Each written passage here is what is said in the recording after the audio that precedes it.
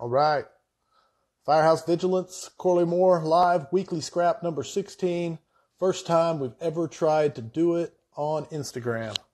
So hopefully this works out well. Today we had lots of technical issues with Facebook where we usually do the weekly scrap. So we're hoping that this works out. We'll find out here shortly. Today on the scrap we have Jarrod Sergi of Norfolk and his new book, No Nonsense Leadership. Pretty excited to talk to him. We're going to get him to join us shortly and come on and start talking so you don't just have to listen to me. As always, I want to know where you're watching from, what department you work for, and how many years you have on. So if you get a chance, please make those comments. Let me see if I can find him yet. Not yet. I'm going to share it with him. There we go. I always tell people I'm more comfortable with 1 3/4 inches than I am with technology. So you got to put up with me learning how to use a cell phone and Instagram and things like that. Canada, 38 years in the fire service. Thank you for your service, Mr. Davidson.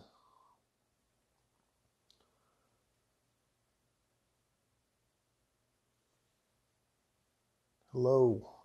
Hello. Southampton and Southampton Fire, 1 year almost. Almost done with the... Do you guys have a probationary year there? Welcome to the scrap. 38 years and 30 days. Wow. I can only hope to go that long. Man, I'm sitting at 23 years and that's 15 more. Even Cal Fire, 27. CDF Bombero. So you're almost done with your rookie year? Gotcha. Okay. Brasilia. Did I say it right? There we go. The man himself. I'm going to try and get him in here now.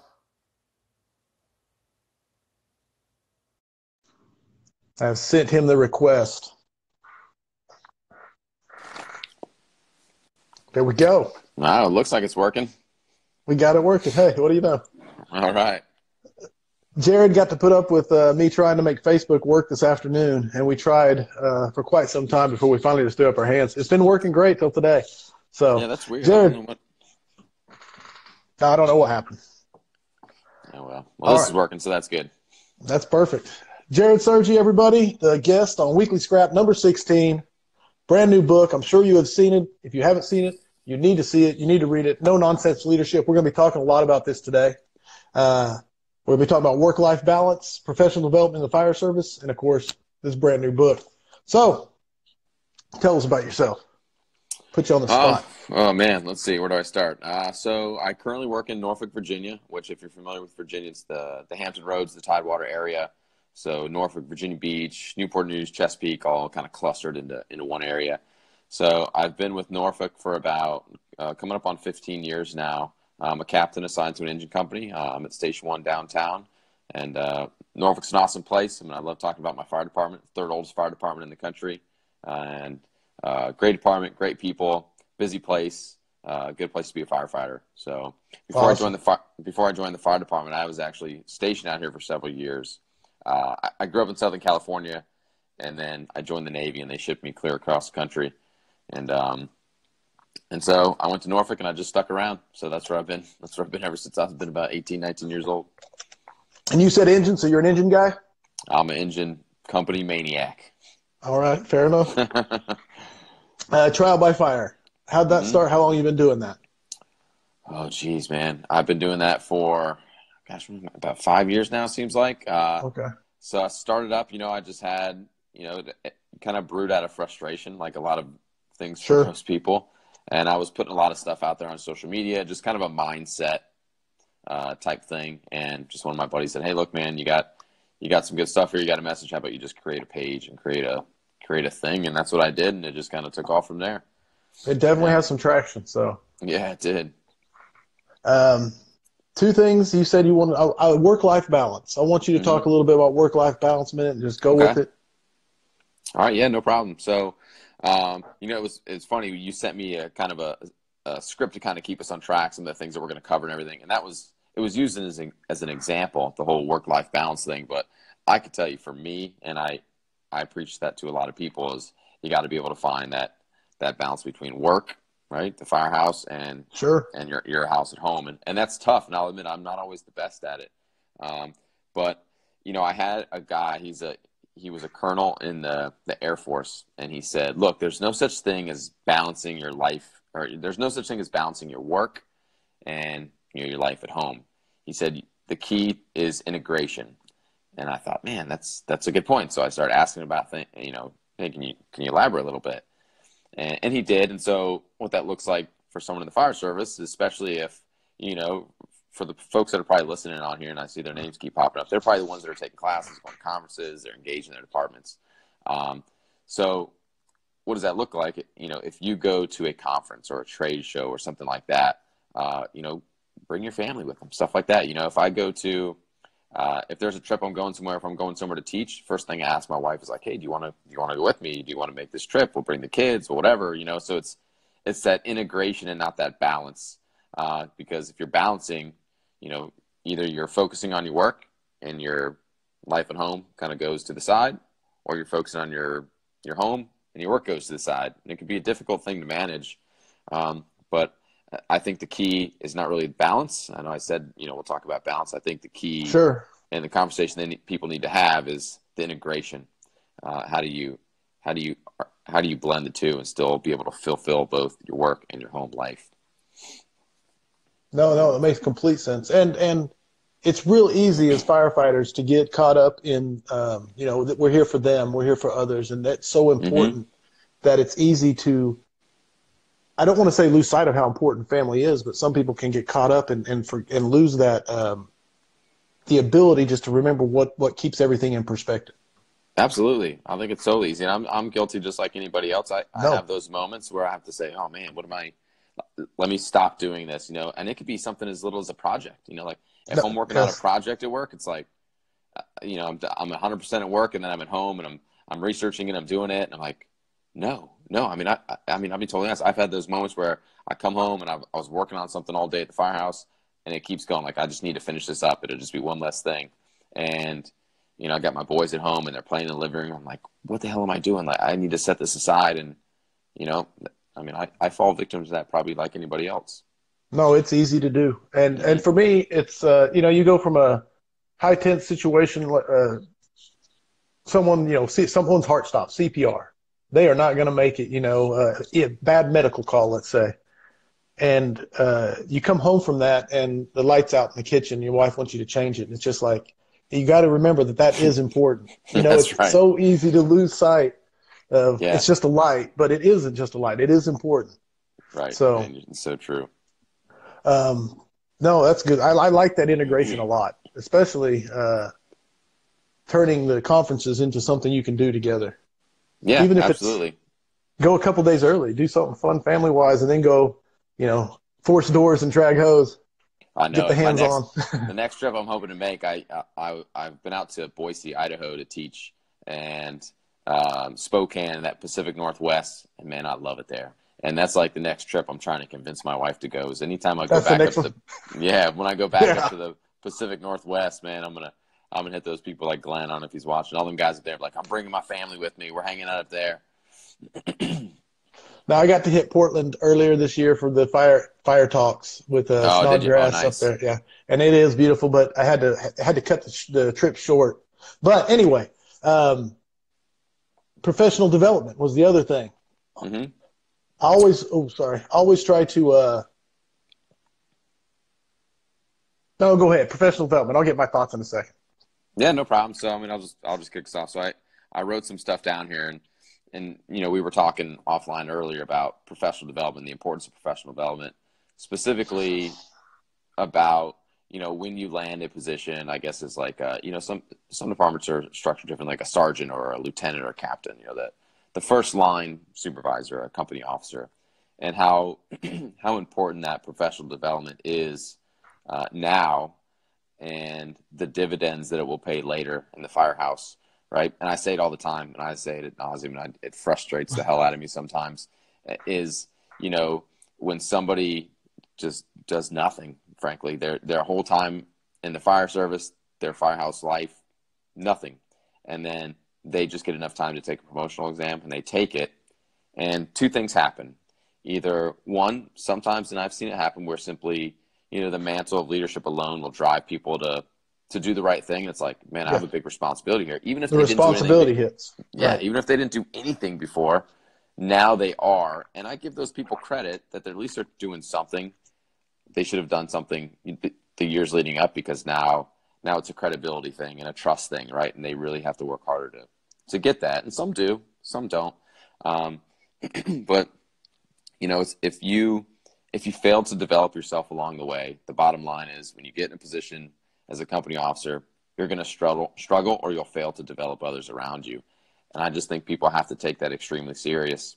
And, we could sit around all day and wish that our fire departments would put us in overtime and send us to classes. Like, I'm not in that kind of department. Like, I love my fire department, but they're not sending me to classes. They're not putting me on overtime to go take engine classes or conferences. They can't do that. They can't do that. Most don't. I've yet to see one that does. Yeah, I want to find that mythical department that sends them all there.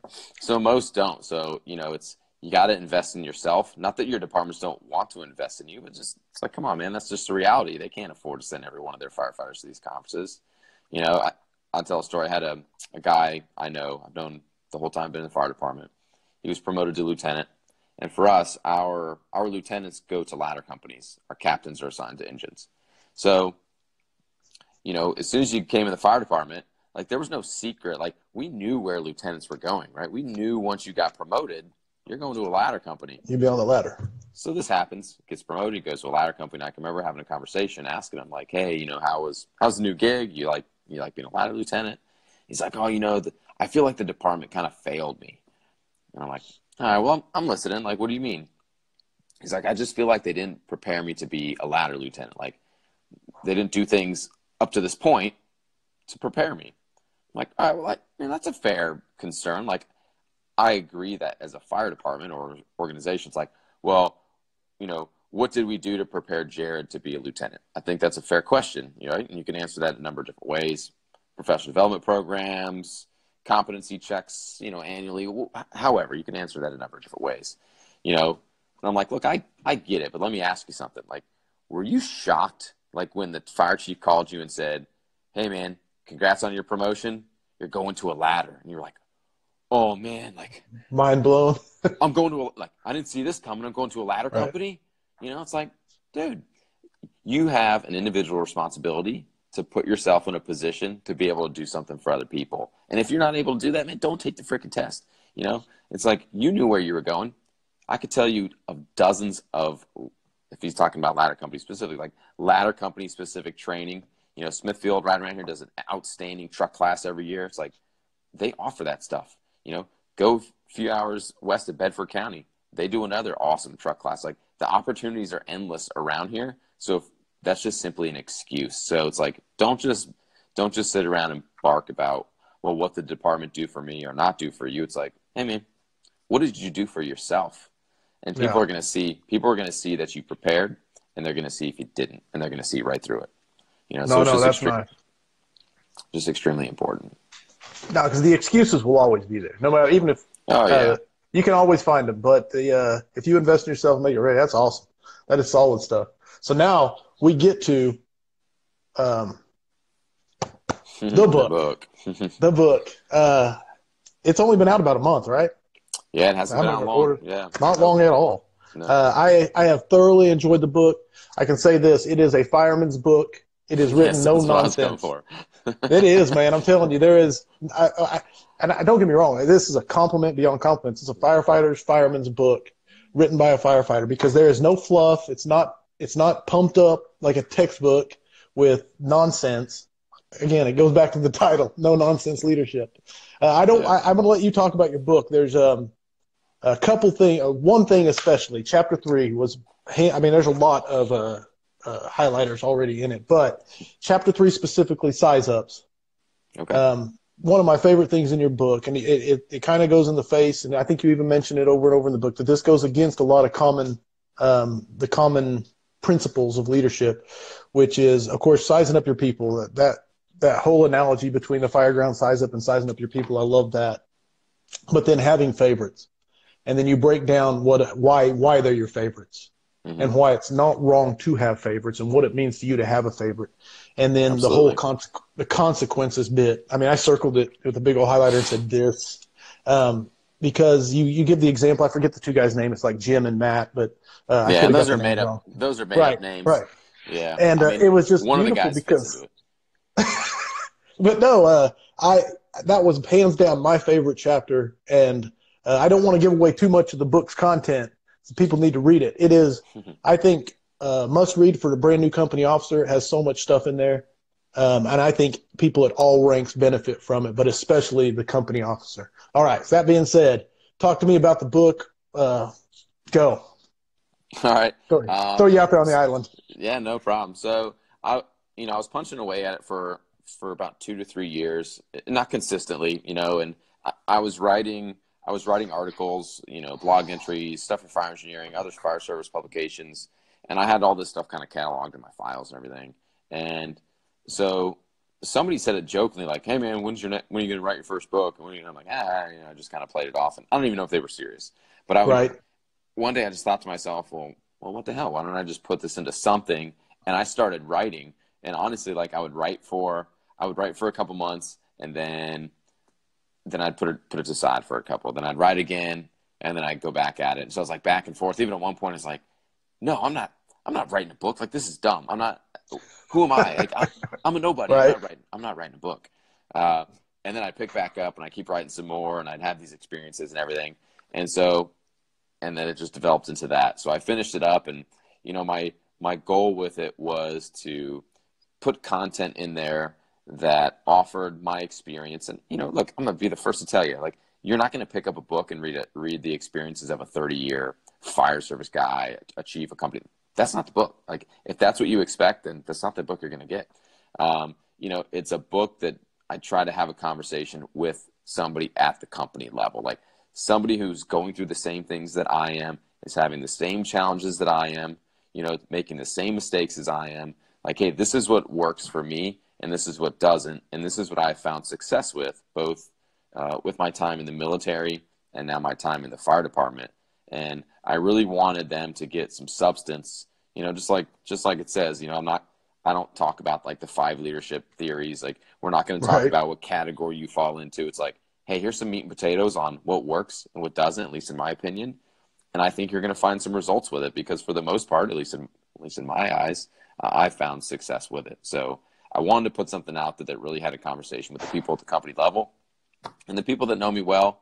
They know just how passionate I am about, the influence that a company officer has over people, and how that influence can just, change the total attitude of the Out. fire department in general. Like, it's so important, I think. And I always had that as a firefighter. I always had No, and really good officers and I chiefs. think you really nailed that part of it, is that how important his attitude is towards the attitude of the company. And I think you knocked that out of the park with it.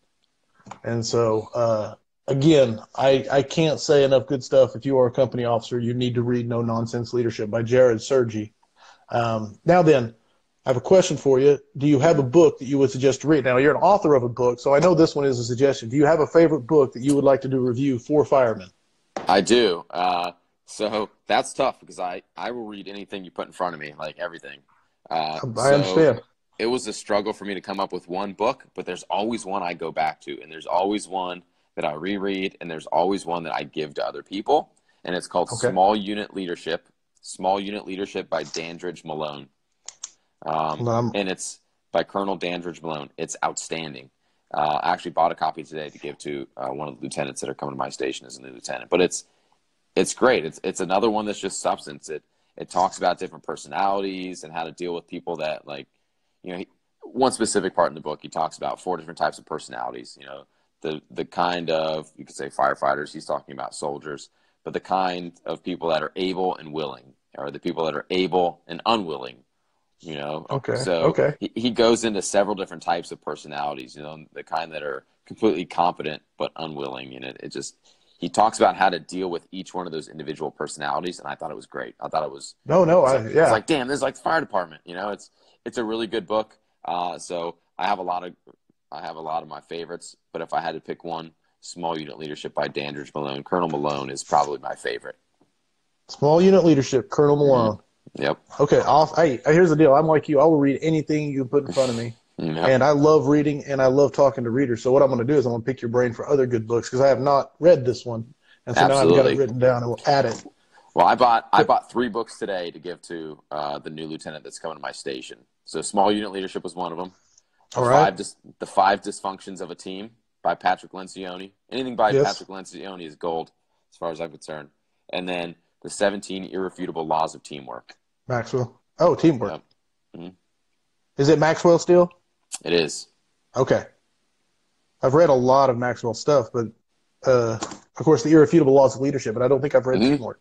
Yeah, the Teamwork one's really good. Bottom line is, if these are the books you're giving out, I have read the 5 Dysfunctions of a Team. So I'm going to get these other 2. Definitely check those out. Yeah, you'll enjoy That it. is awesome. Now then, best place to get No Nonsense Leadership. Easiest way is Amazon. You can hop on Amazon. Okay. Yep, and get it on there. I thought there were some viewers from out of the country I think I saw earlier. So it goes to, I think, 9 or 10 different places overseas. I'd have to look, but I saw one on there from like Brazil, but it goes over to the UK, Japan. There's a lot of different places that it'll kick the book out to. Some people have asked about signed copies, like if they want me to sign it. I could do that and write a little note in there for them. The easiest way, I guess, to do that is just have them send me a message on Instagram or Facebook. They can find me on Facebook, whether it's my personal page or the Trial by Fire page, and then I can give them a link to purchase a book through PayPal. And I'll get some shipping on there, and I'll get a signed copy for them. So I'm going to get me a signed copy at some point, then. Now that I know how. Yeah, there you brother, go. It has been awesome. I'm trying to think of anything else I want to pick your brain on, but I think this is about perfect. Touched on the book, your book, I just appreciate you being the guinea pig for this Instagram. I really enjoyed it, actually. It seemed to work really well. You know Kelly Lemons? He runs the Making the Stretch conference. If you're familiar with Kelly. The first time I saw this was he was doing an Instagram live thing. I was like, dang, I didn't realize you could do that on Instagram. I had heard people try it on Facebook, but I had no idea that you could do this on Instagram. Like I said, you're a brave man for being the guinea pig. Yeah, that's right. Yeah, no problem. But it worked out really good. I enjoyed it. Thanks for coming on. I hope to have you on again, especially when you write your next book, the No Nonsense 2. Yeah, take a break from writing anything for a while. For a few years at least. Yeah. Hey, brother, thank you for coming on. For you and everybody out there, I hope the tone stays silent. Thank you for joining us on the Weekly Scrap. We'll see you next week. And like I said, I hope the tone stays silent unless it's burning. Thank you, guys. Thank you, Jarrod. See you, man.